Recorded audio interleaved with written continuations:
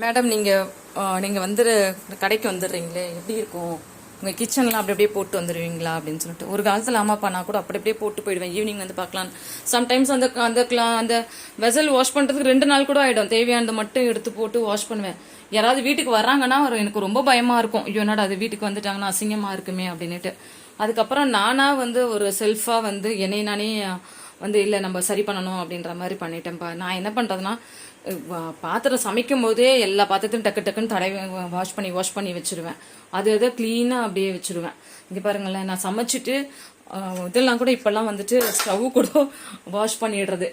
Wash பண்ணி எல்லாமே அப்படியே கரெக்டாக வச்சுட்டு ஈவினிங் வரும்போது எனக்கு ஒரு மாதிரி நீட்டாக இருக்கும். ஒரு மைண்டும் ரிலாக்ஸ் கிடைக்கும். பாருங்க, பாத்திரம் தேய்ச்சிட்டு அந்த பாத்திரத்தையும் நான் கழுவி வச்சுடுவேன். பாருங்க, அந்த டிஷ் வாஷ் பண்ணுறோம் இல்லைங்களா, அந்த ஸ்க்ரப்பையும் வாஷ் பண்ணுறேன்.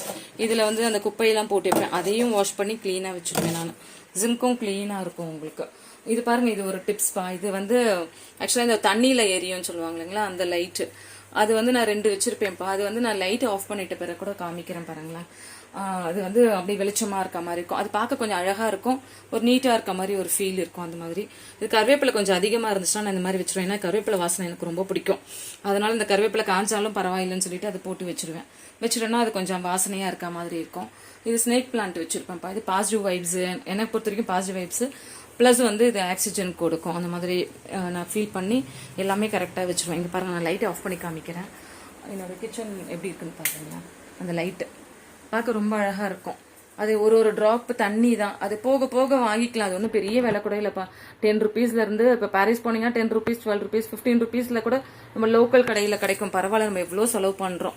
அதனால இந்த மாதிரி இது பண்ணிடுவேன். எப்பவுமே ஆக்சுவலாக ஒரு லைட் எரியிற மாதிரி வைப்பேன். காலையில் வேலை செய்யும்போது மட்டும் கொஞ்சம் 2 லைட்டு பக்கத்தில் இருக்க மாதிரி ஒரு ஃபீல் இருக்கும். கேண்டில் இருந்தால் கேண்டில் ஏற்றி வச்சுருவேன். அதெல்லாம் ஒரு பாசிட்டிவ் வைப்ஸ் மாதிரி நான் வச்சுப்பேன். பார்க்கறதுக்கும் அழகாக இருக்கும். நானும் ஃபர்ஸ்ட் எல்லாம் அந்த மாதிரிலாம் இருக்க மாட்டேன். குப்பை அப்படி அப்படியே போட்டு ஓடிடுவேன். ஈவினிங் வந்து பார்த்துக்கலான்னு. அது நாளைக்குன்னு ஓடும். இப்போல்லாம் அப்படி இல்லாமல் பண்ணுறேன்ப்பா. நீங்களும் இதை ஃபாலோ பண்ணுங்கள். உங்களுக்கும் வீடும் நீட்டாக இருக்கும், மனசும் ஒரு நிறைவாக இருக்கும். வீட்டுக்கு திடீர்னு யாராவது வந்தாங்கனாலும் நம்ம வீடு நல்லா இல்லையன்ற அந்த ஃபீல் வராது.